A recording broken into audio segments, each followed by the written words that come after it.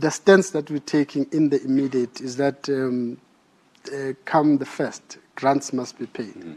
So all of us combined are saying we're working towards ensuring that happens.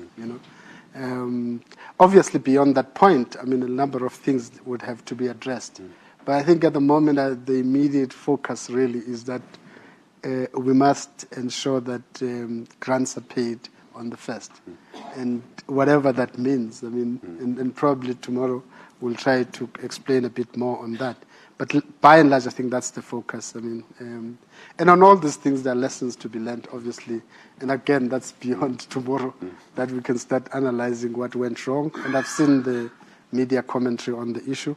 But I think beyond tomorrow, you'll be able to, in a sense, analyze what had happened and what it means. Because I think I was making a point to you that one of the things that we increasingly need to do as a country to begin to I'm trying to put it as nuanced as I can, and I'm not good at it. But it's actually beginning to connect the dots, so to speak. So there are many things happening, So you can't talk about them as just,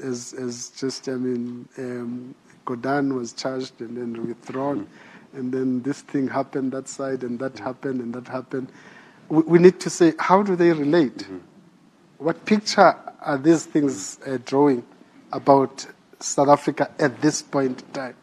And if I were putting my political hat, I'll say, what is the political moment?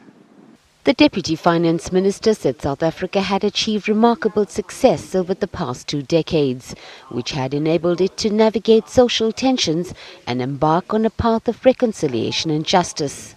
He said things needed to change. Change radically, as of course it has become a common term now within the party I belong to.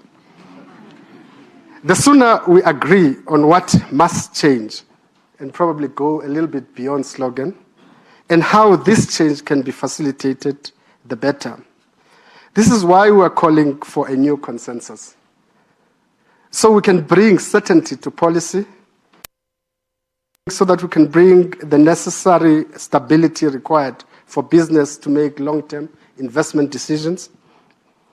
We are extremely concerned that we are not seeing the levels of investment, not in liquid financial markets, but in fixed capital, that we require to ignite growth.